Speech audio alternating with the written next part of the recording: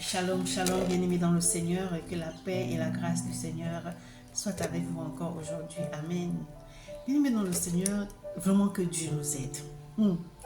Que Dieu parle à une femme pendant que je suis en train de faire ce message. Il y en a marre d'entendre les femmes dire « Mon mari me bat, mon mari me bat. Même quand j'étais enceinte, il me battait. » Je vais vous raconter une histoire. J'ai fait une série de messages dont le thème était « Osons dénoncer ». Que si nous ne dénonçons pas, il n'y aura pas de changement. Si nous ne dénonçons pas, on ne peut pas aider. Et donc, il y a une dame qui a écouté ce message et qui m'a écrit en disant qu'elle vit avec quelqu'un. Elle n'est pas mariée, hein. Elle vit avec quelqu'un, ça fait plus de 15 ans. Mais depuis qu'ils se connaissent, le mari, enfin, je veux dire son copain là-bas, ils ont 3 enfants. Même pendant la grossesse, il bat sa femme. Est-ce que c'est sa femme? Je dis sa copine. Et donc, elle me raconte son histoire, qu'elle réponde ou qu'elle ne réponde pas quand il lui parle. Quand il est dans ses humeurs, il bat la femme. Si la femme veut lui expliquer quelque chose, il n'écoute pas, il bat la femme. Si la femme lui dit, mais ça fait combien de... Tous ces derniers temps, tu rentres un peu tard et tout, regarde mon état, et machin, comment tu peux faire ça? Le mari dit que je ne suis pas là pour te surveiller, tu n'es pas une gamine, tu peux prendre soin de toi, tu es une grande personne. Waouh. Et je lui dis, je réponds à cette femme, je dis, depuis 15 ans, c'est comme ça que cet homme te traite. Elle me dit, oui. Pourquoi tu restes là? Pourquoi tu aimes souffrir? Je lui dis. Elle dit, parce que je ne sais pas, avec 3 enfants, qui va me prendre? Pourquoi tu as attendu de faire 3 enfants et 15 ans avec cette personne qui te bat? Ça veut dire que tu ne t'aimes pas. Tu ne t'aimes pas. Tu n'aimes pas ta vie, tu n'aimes pas ton corps. Ton corps n'est pas là pour être battu. Tu n'es pas un animal, même un animal on le respecte. L'amour rend si aveugle que ça. Et donc cette femme elle me dit, quand j'ai écouté votre message, je me suis dit, il faut que je commence à parler. J'ai dit, il est plus que temps que tu parles. Est-ce que tes parents sont au courant? Non, je n'ose pas leur dire, mais ils se doutent quand même que dans mon foyer, il y a quelque chose qui ne va pas. Donc tu vas mourir là. Tu ne dis pas à tes parents. Même si quand tu as dit à tes parents que je m'en vais là-bas, ils ont dit non, que tu es quand même parti. Tu penses que si tu vas te plaindre chez tes parents pour dire que cet homme-là me bat, j'en ai marre, ils ne vont pas intervenir. Ils ne vont pas intervenir.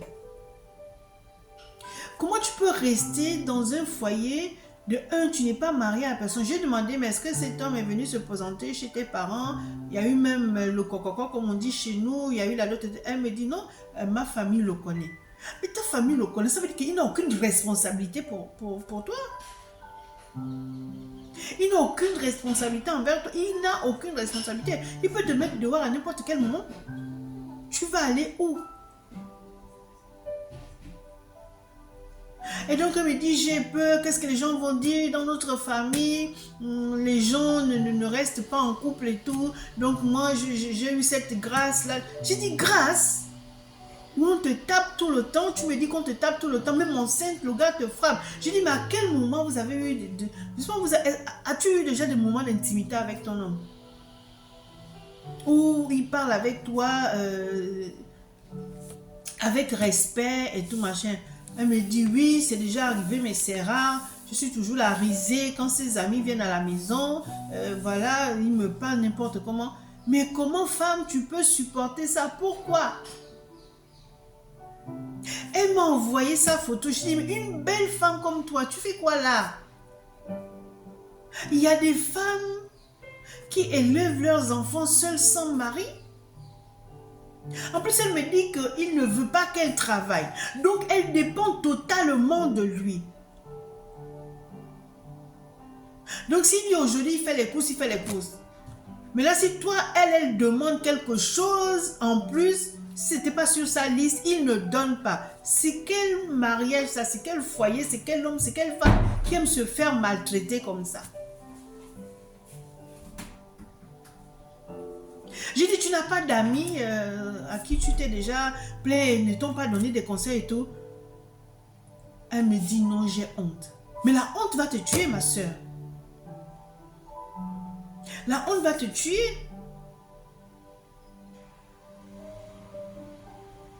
Est-ce que vous trouvez ça normal qu'une femme se laisse, je sais pas, hein, tu es là parce que tu aimes le gars, ben il va te dire, rampe, tu vas ramper.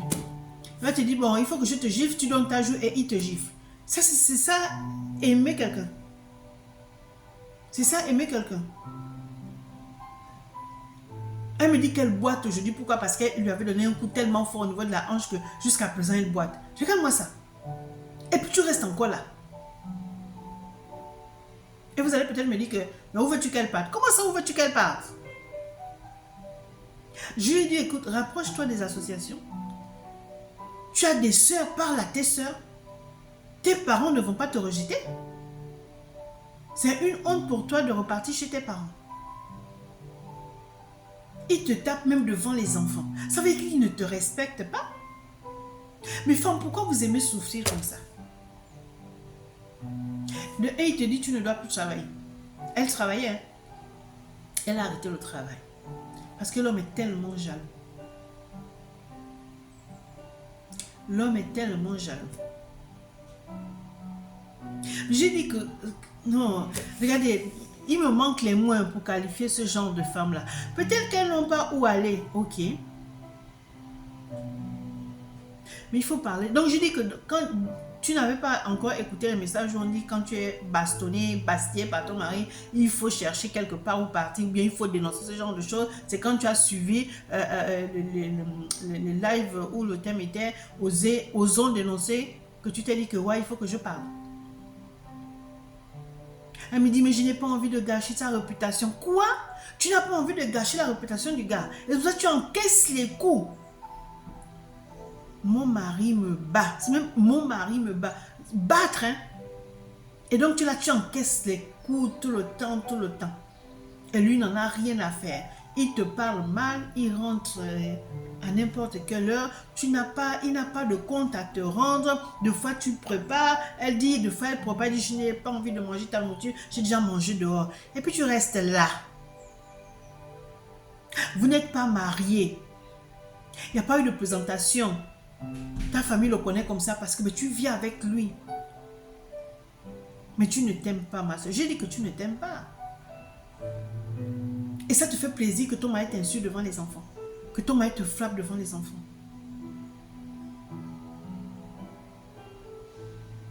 J'aimerais dire à toutes ces femmes-là qui vivent cette situation-là que vous n'êtes pas esclaves des hommes. Pourquoi vous vous laissez vous chosifier? Tu as peur de retourner chez tes parents. Il y a des associations. Il y a des associations. Tu dois dénoncer. Tu dois aller te plaindre. Elle dit, j'ai déjà essayé, mais je me retiens, je veux partir. Après, je me dis, non, peut-être qu'il a raison de me frapper. Oh, mais j'ai dit, mais tu as des problèmes, hein, ma soeur. Il a raison de te frapper. Tu habites avec lui. Tu as le droit de lui faire des remarques. Tu as le droit de lui demander ce que tu veux. Il t'a empêché de travailler. Par amour pour lui, tu as arrêté de travailler. Et c'est pas parce que tu dépends de lui qu'il va te prendre comme, je sais pas, comme un animal. Il doit assumer. Il doit assumer. Mais comme vous n'êtes pas mariés, voilà pourquoi il agit comme ça. Les désirs de la femme se porteront sur l'homme. C'est ce que la parole de Dieu nous dit dans Genèse. Mais ce n'est pas ton mari.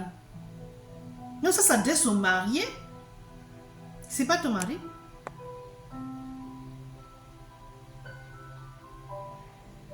On dit, homme, tu aimeras ta femme. Mais tu n'es pas sa femme. Donc il n'est pas obligé de t'aimer.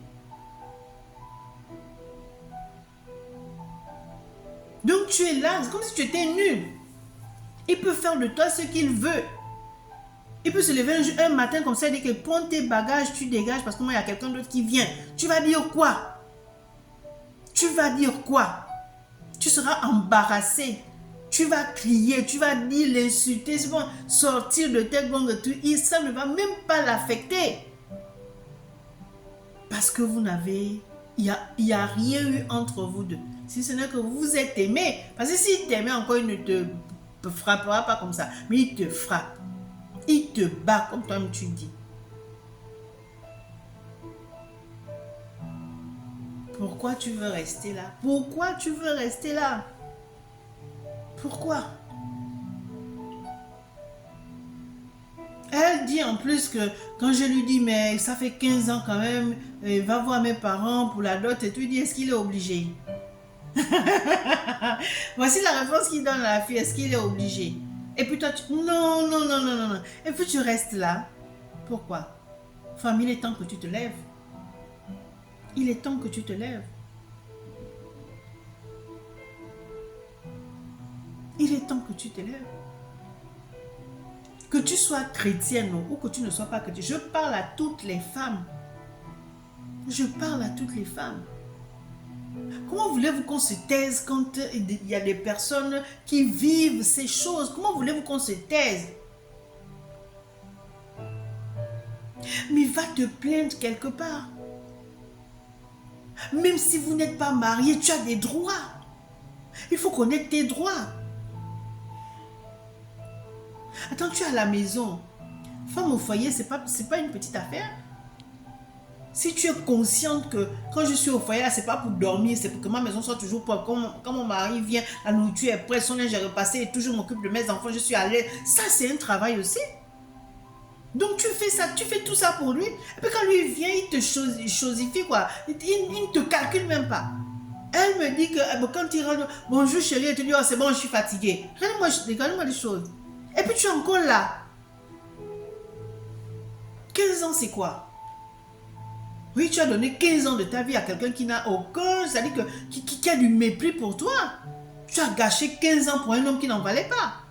Et alors, est-ce que ça... Donc tu dois rester là, tu dois subir, tu crois que quelqu'un d'autre ne pourra pas te prendre. Il y a des hommes qui prennent des femmes avec 3, 4, 5 enfants, le problème. Est-ce que tu serais la première femme à épouser quelqu'un, peut-être qu'il y a quelqu'un qui va t'épouser, à épouser quelqu'un avec 3 enfants? Non, tu ne seras pas la première, ni la dernière.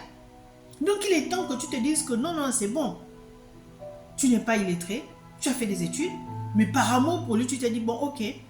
Parce que l'homme ne voulait pas que ce soit des nounous qui gardent ses enfants et tout. Donc, tu as accepté tout ça. Parce que tu t'attendais peut-être que, bon, ça va arriver au mariage. 15 ans, vous n'êtes pas mariés. 15 ans, il n'y a pas eu de dot. Et puis, tu es là. Non. Je ne te juge pas, hein, ma soeur. Je ne vous juge pas, hein, vous qui vivez ce genre de choses. Hein. Mais j'aimerais vous dire que vous n'êtes pas n'importe qui, quoi. Vous n'êtes pas n'importe qui. Donc tes enfants te voient pleurer tous les jours. Tes enfants, c'est-à-dire que les enfants n'ont jamais vu une maman souriante. Non. Ou tu fais semblant. Les enfants ne sont pas bêtes. Hein. Les enfants ne sont pas bêtes. Quand la parole de Dieu dit que femme soit soumise à ton mari, ça ne veut pas dire que tu dois accepter tout ça. Tu dois respecter ton mari et ton mari doit t'aimer. Alléluia. Mais tu ne vas pas, je ne sais pas, hein, tu ne vas pas donner ton corps. Ok, frappe-moi, c'est quoi? Pour montrer à ton mari que tu l'aimes. Regarde. Dans le livre de Colossiens 3, à partir du verset 18, la parole de Dieu dit, femme, que chacune soit soumise à son mari comme il convient dans le Seigneur. Et le verset 19 dit, mari, que chacun aime sa femme et ne s'aigrisse pas contre elle. Bon là, comme vous n'êtes pas marié, je me demande si cette partie-là te concerne. Mais moi, je le dis en tant que femme. Tu vas lui dire ça, puisque tu m'as dit que vous êtes chrétien. Donc, quand vous allez à l'église, là, on vous voit bien venir et tout, alors que ça ne va pas à la maison. Non, attends. Ma soeur, je ne veux pas te juger ou te condamner. Non, c'est pas mon devoir. Hein. Mais c'est que ça me fait de la peine de te voir comme ça, quoi. Ça me fait de la peine. Il ne faut pas que les 15 ans là, parce que tu as fait 15 ans, que tu dois rester là. Alors que tu souffres.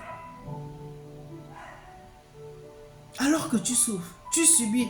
Parce que tu dis, il va changer. Il va changer. Vous êtes arrivé jusqu'à 15 ans. Il n'a jamais changé. Dis-moi, tu attends quoi? Tu aimes que ton corps là, tu aimes qu'il soit battu. Hein? Tu aimes qu'il soit battu. Donc, maintenant, si tu écoutes ce message, approche-toi des associations. Tu es dans une église, il y a, je sais pas moi, il y a des groupes de femmes et tout. Mais parle-en à une maman, parle-en, je sais pas moi, à la femme du pasteur, je sais pas. Parce que bon, maintenant on a peur de se confier parce que bon, les propos sont mal interprétés. Après, tu seras pointé du doigt que tu es dans un foyer où pendant 15 ans, l'homme ne fait que te frapper et tout machin. Ok, je te comprends, mais il y a des associations, il y a quand même des personnes à qui tu dois t'adresser. Va, c'est pas moi, rapproche-toi des autorités appropriées pour ça, quoi. Tu ne peux pas continuer à rester dans un foyer où pendant 15 ans tu es battu. Non. Non. Et puis alerte tes parents. Ne couvre pas quelqu'un qui un jour va te tuer.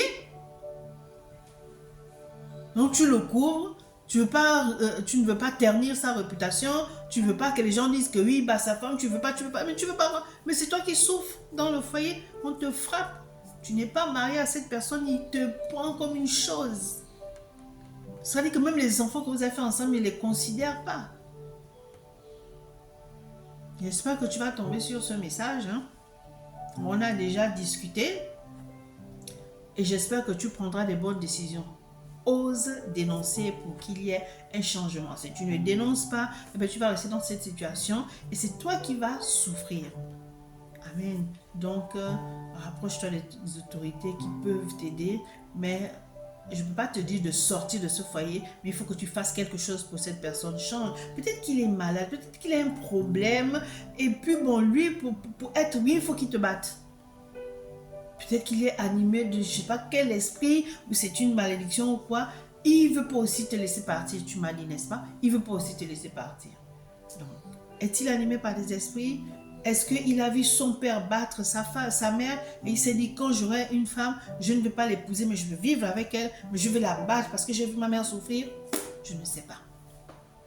Donc peut-être que, puisque vous êtes chrétien, est-ce que tu as mis ça déjà en prière? Vous avez prié pour que la personne puisse changer? Je ne sais pas. Mais si tu ne l'as pas fait, essaie de le faire. Prie pour lui, peut-être qu'il est malade, peut-être que voilà, il est envoûté. Amen. Donc, bien aimé dans le Seigneur, ce message s'adresse à toutes les femmes qui vivent cette situation. Vous ne pouvez pas continuer à subir. Vous n'êtes pas là pour subir. Le mariage, c'est pas pour subir, c'est pour s'aimer. C'est pour s'aimer, pas pour subir. Non. Alléluia. En tout cas, que Dieu vous bénisse. C'était votre âme sœur et servante, le prophète Jérémie, du ministère des enfants perdus. Alléluia. Que Dieu vous bénisse abondamment. Amen.